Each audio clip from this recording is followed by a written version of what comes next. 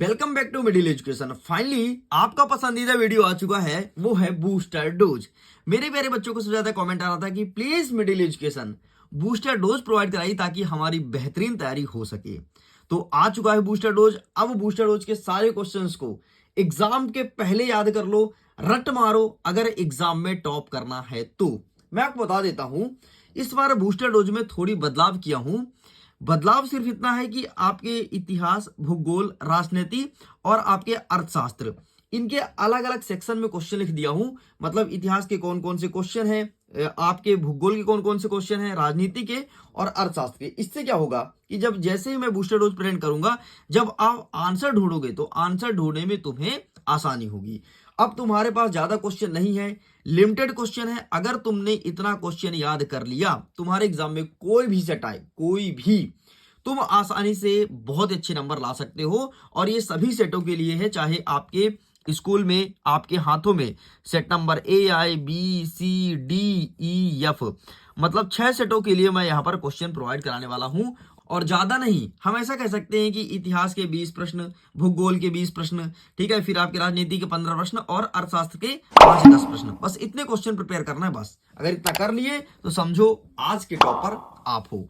तो चलो फिर फटाफट शुरू करते हैं। इसके पहले मैं थोड़ी जूम आउट करता हूं ताकि पूरा पूरा पेपर विजुअल हो, ठीक है। चलो सबसे पहले इतिहास से मैं शुरू करूंगा। इतिहास से आपको प्रश्न देखना है कि जैकोबिन क्लब के सदस्य कौन थे और इनका नेता कौन था। इस क्वेश्चन को अच्छे से प्रिपेयर कर लेना। 2023 के पेपर में आया है, 24 के पेपर में आया है एंड 25 के पेपर में भी आया है, जो आज तुम देने वाले हो। नेक्स्ट कहता है कि फ्रांस में लुई सोलवे के समय में खजाना खाली होने का प्रमुख कारण क्या था। मतलब लुई सोलवे टाइम पे खजाना खाली क्यों हुआ था, ये प्रश्न अच्छे से तैयार कर लो। नेक्स्ट कह रहा है कि 14 जुलाई का क्या महत्व है। एंड नेक्स्ट क्वेश्चन, फ्रांसीसी समाज में महिलाओं की जीवन दशा कैसी थी। ये क्वेश्चन आपके एग्जाम में देखने को मिलेगा।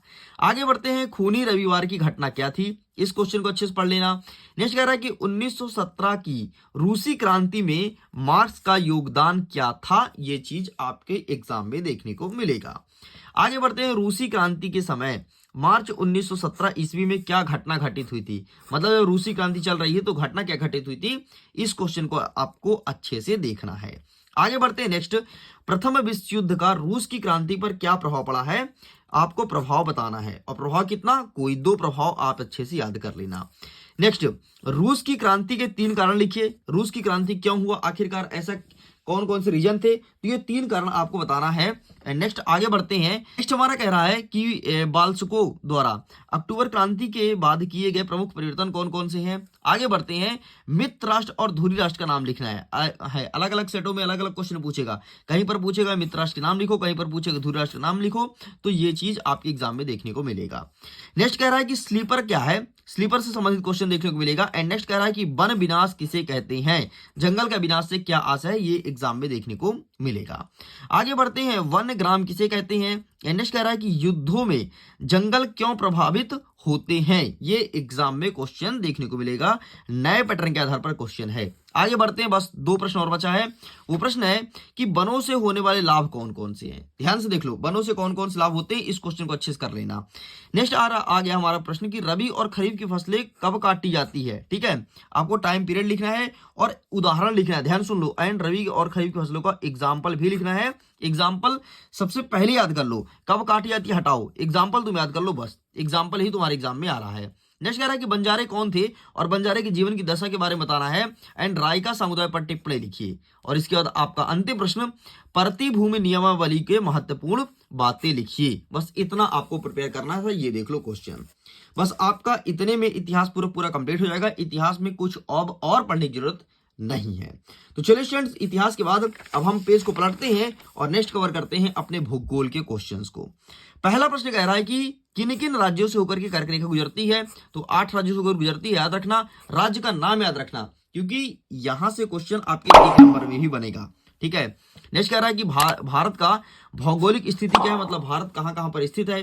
ठीक है, किस किस अक्षांश से देशांतर रेखा पर स्थित, ये बताना है। नेक्स्ट कह रहा है तीसरा नंबर कि भारत के तीनों ओर विस्तृत जलराशि का नाम बताओ, मतलब कौन कौन सी जलराशि भारत देश के तीनों ओर फैली हुई है। ठीक है, पूर्व पश्चिम उत्तर में तो हिमालय पर्वत है और दक्षिण में, ठीक है, तो पूर्व पश्चिम दक्षिण में कौन कौन सी जलराशि है। नेक्स्ट कह रहा है कि भारत में मानक समय की आवश्यकता क्यों है, मतलब स्टैंडर्ड टाइम क्यों बनाया गया है ना। उत्तर प्रदेश की मिर्जापुर से बना है तो क्यों बना है स्टैंडर्ड टाइम, ये चीज पूछा गया है। नेक्स्ट कह रहा है कि बांगर और खादर में अंतर बताना है, कोई दो, एनी टू, कोई दो अंतर आपको अटेंड करना है बांगर और खादर में, तो कुछ और नहीं है। जो पुरानी जलोढ़ मिट्टी होती है उसे बांगर कहते हैं और जो नई जलोढ़ मिट्टी होती है उसे खादर कहते हैं, और इस पे अंतर प्रिपेयर करना है। आगे बढ़ते हैं, पूर्वी घाट और पश्चिमी घाट में अंतर लिखो। ठीक है, इसे याद कर लेना, पूर्वी घाट और पश्चिमी घाट में अंतर। नेक्स्ट, प्रवाल से आप क्या समझते हैं, प्रवाल के प्रकार को लिखो। ठीक है, प्रवाल से आप क्या समझते हैं, प्रवाल के प्रकार को लिखना है। एंड यहाँ पर कुछ मानचित्र दिया गया है, मानचित्र में आपसे कंचनजंगा, ठीक है, गंगा नदी, यमुना नदी, ब्रह्मपुत्र, कृष्णा नदी, सतलुज नदी और नर्मदा नदी और चिलिका झील, कोरोमंडल तट, इतना देखने को मिलेगा। इसके अलावा भी कुछ आएंगे, बाकी इतना सभी सेटों के कॉमन क्वेश्चंस मैंने बता दिया। आगे बढ़ते हैं, कहता है कि नमामि गंगे परियोजना क्या है, ये एग्जाम में देखने को मिलेगा। आगे बढ़ते हैं, हिमालय से निकलने वाली नदियों की विशेषता बताइए। विशेषताएं कितनी, कोई 4, एनी 4, बस 4 विशेषताएं आपको देखनी है जो नदियां हिमालय से निकलती है। जैसे आपको गंगा नदी, एक एग्जांपल देता हूं, जैसे जो हिमालय से नदी निकलती है इसमें साल भर पानी भरा रहता है, साल भर नदियां प्रवाहित होती है, मतलब चलती रहती है, सूखती नहीं है। ठीक, ये बड़ा फायदा है।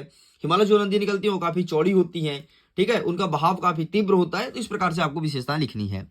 नेक्स्ट कह रहा है कि नदी प्रदूषण के रोकथाम के 2 उपाय बताइए। ये 2 नंबर का प्रश्न पूछेगा कि नदी प्रदूषण को, नदी जो प्रदूषित हो रहा है उसको किस प्रकार से रोक सकते हैं।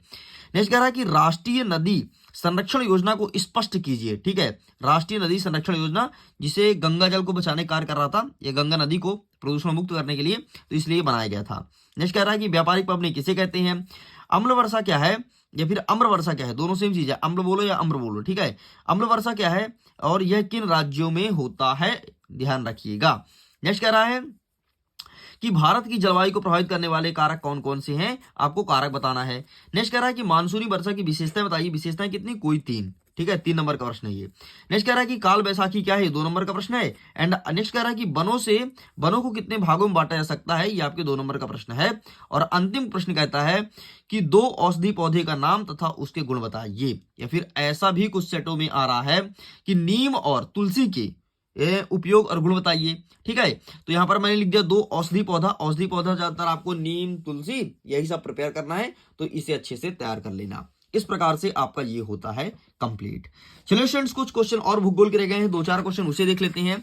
नेक्स्ट कह रहा है कि सदाबहार वन और पर्णपाती वन में अंतर लिखो। ठीक है, इसके अलावा अगर इसका पीडीएफ डाउनलोड करना है ना, तो पीडीएफ का लिंक डिस्क्रिप्शन बॉक्स में दिया गया है, जा करके जल्दी डाउनलोड करिए और अपने सारे डाउट को आउट कीजिए। ठीक है, नेक्स्ट कह रहा है कि मैंग्रोव वन की 2 विशेषताएं बतानी है। मैंग्रोव वन की 2 विशेषताएं, ये आपके एग्जाम में 2 नंबर का पूछा जाएगा। नेक्स्ट कह रहा है कि वनों के विनाश के क्या कारण है, मतलब ऐसा क्या रीजन है जिसके कारण जंगल लगातार कट रहे हैं, ये चीज हमें बताना है। आगे बढ़ते हैं, वन संरक्षण क्यों आवश्यक है, जंगल क्यों बचाना है, जंगल बचाने से क्या क्या फायदा है, एंड वनों से होने वाले लाभ देख लो। जंगल बचाने से क्या क्या फायदा है, जंगल हमें क्यों बचाना है, जंगल बचाने से क्या क्या फायदा है। एंड अंतिम प्रश्न कहता है कि जन्म दर और मृत्यु दर किसे कहते हैं, इसे डिफाइन करो। ज्यादातर आपके एग्जाम में जन्म दर देखने को मिलेगा, क्योंकि आपके भूगोल में भी है और सेम चीज आपके इकोनॉमी मतलब अर्थशास्त्र में भी है। इस प्रकार से भूगोल के सारे क्वेश्चन होते हैं कंप्लीट। बस इतना ही करना था, सभी सेटों क्वेश्चंस को मैंने बता दिया। आगे बढ़ते हैं, अब आपके सामने रखते हैं पॉलिटिकल साइंस अर्थात राजनीति। तो अगर ये वीडियो आपको पसंद आ रहा हो और आज जो आपको बूस्टर डोज पहले मिल गया है ना, हमेशा 7 या 8 बजे मिलता था, आज तो आपको 6 बजे ही मिल गया है, तो उसके लिए 1 लाइक तो बनता है यार, 1 लाइक तो बनता है यार। लाइक कर दो, दोस्तों तक शेयर कर दो, दोस्तों तक फैलना चाहिए, सब तक पहुंचना चाहिए। और अगर अच्छा खासा रिस्पांस आता है 6 बजे अपलोड करने में, तो डेफिनेटली हमेशा बूस्टर डोज का टाइमिंग मैं 6 बजे रख लूंगा, चाहे मुझे रात भर जगना पड़े, मैं आपके लिए बूस्टर डोज लेकर के आऊंगा।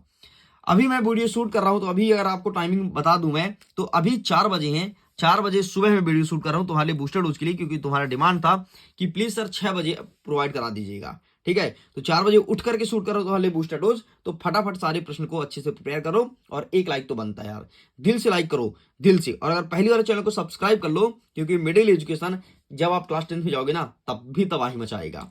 चलो आगे बढ़ते हैं। नेक्स्ट कह रहा है कि लोकतंत्र क्या है, सबसे पहले एग्जाम में देखने को मिलेगा। नेक्स्ट कह रहा है कि लोकतंत्र की विशेषताएं लिखनी है, विशेषताएं कितनी, कोई 4 विशेषताएं। नेक्स्ट कहता है कि लोकतंत्र के गुण लिखो, तो गुण पूछे विशेषता पूछे सेम लिखना, ठीक है। हानि कभी नहीं पूछेगा, कभी गुण ही पूछेगा, विशेषता ज्यादातर विशेषताएं पूछता है।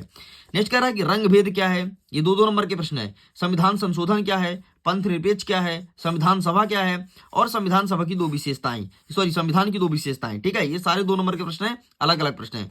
रंग भेद अलग है, संविधान संशोधन अलग है, नेक्स्ट पंथ निरपेक्ष अलग है आपका। नेक्स्ट कह रहा है संविधान क्या है, ये अलग है, एंड संविधान की 2 विशेषताएं ये अलग है। नेक्स्ट कह रहा है संविधान सभा क्या है, ये सारे 2 नंबर के प्रश्न है, क्योंकि यहां से 2 नंबर के वाले प्रश्न आ रहे हैं। नेक्स्ट कह रहा है कि आम चुनाव क्या है, ये 2 अंक की प्रश्न है। आचार संहिता क्या है, ये भी 2 अंक की प्रश्न है।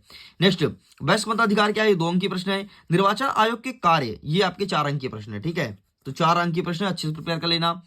नेक्स्ट कह रहा है गठबंधन सरकार किसे कहते हैं, ये आपके 4 अंक के प्रश्न है। नेक्स्ट कह रहा है कि संसद में कितने सदन होते हैं, उनका नाम लिखो, 2 अंक के प्रश्न है। इस प्रकार से आपका ये होता है पूरा कंप्लीट। चलिए बस थोड़ा सा और बचा है, उसे कंप्लीट करते हैं एंड हमारा सब कुछ खत्म हो जाएगा। नेक्स्ट कह रहा है प्रधानमंत्री के कार्य लिखो, ये 4 अंक के प्रश्न है, ठीक है। तो कम से कम 4 कार्य तो लिख करके आना ही है।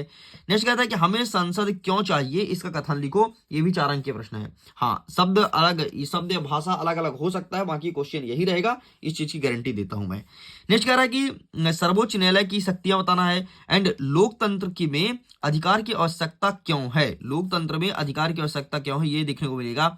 नेक्स्ट कह रहा है कि समानता के अधिकार को स्पष्ट कीजिए। सारे 4 अंक के प्रश्न स्टार्ट हो गए हैं, ठीक है। और अंतिम प्रश्न कहता है कि भारतीय संविधान द्वारा नागरिकों को कौन कौन से मौलिक अधिकार प्राप्त हैं, किन्हीं 4 को समझाइए। तो 4 को डिटेल भी करना पड़ेगा।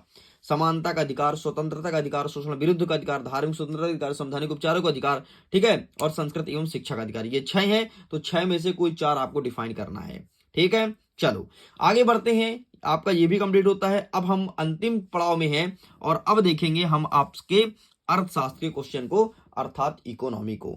इकोनॉमिक क्वेश्चन ज्यादा नहीं है, 5 से 7 प्रश्न है, और अगर आपने इसे कर लिया तो सभी सेटों में देखने को मिलेगा।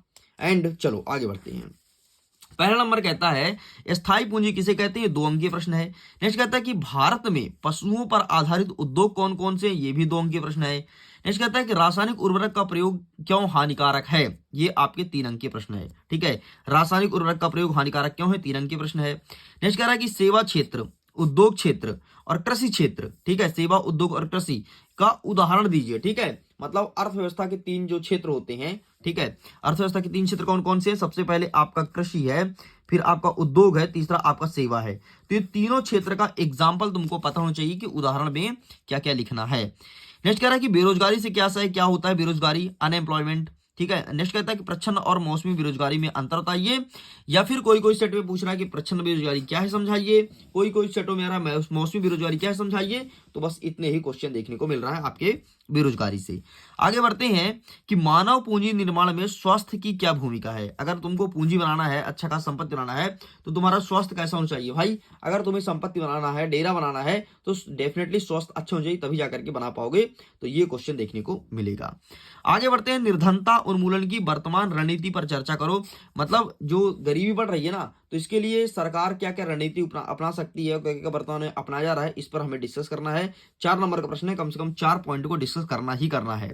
एंड क्या कारण है कि भारत में गरीबी बढ़ रही है, ठीक है, कारण क्या है, पूरा डिटेल में बताना है, और कारण कम से कम 4 से 5 लिखना है कि इन कारणों से गरीबी बढ़ रही है। आगे अब गरीबी बढ़ रही है तो इसे दूर भी करना है, तो दूर करने के उपाय। नेक्स्ट, अब दूर कैसे करोगे, तो दूर करोगे राष्ट्रीय ग्रामीण रोजगार गारंटी अधिनियम 2005 खोल करके सबको कम से कम 100 दिन का रोजगार देके दूर करोगे, तो ये एग्जाम में देखने को मिलेगा। एंड अंतिम प्रश्न, खाद्यान्न सुरक्षा से क्या आशय है। इस प्रकार से सब कुछ कंप्लीट होता है। इसके पहले मैं 2 प्रश्न पत्र जो वायरल हुआ है रात में, वो वायरल प्रश्न पत्र अपलोड कर दिया हूं, ऑलरेडी अपलोड है, जाकर के जाइए और जाकर के देख लीजिए। उसका कोड क्या है, 936 है, और 940 का पेपर वायरल हो चुका है। मतलब एक है सेट नंबर डी, दूसरा सेट नंबर ई, आप उसे देख लो, डेफिनेटली आपके एग्जाम बहुत अच्छे जाने वाले हैं। सो मैं वीडियो करता हूं, थैंक्स फॉर वॉचिंग, खुश रहिए, पढ़ते रहिए, मुस्कुराते रहिए, एंड वीडियो को एक लाइक जरूर कीजिएगा, क्योंकि आज बूस्टर डोज मिला है आपको 6 बजे। एंड अगर अच्छा रिस्पॉन्स आता है तो डेफिनेटली यही बूस्टर डोज डेली आपको 6 बजे तक प्रोवाइड करा दिया जाएगा। मैं वीडियो करता हूं, थैंक यू।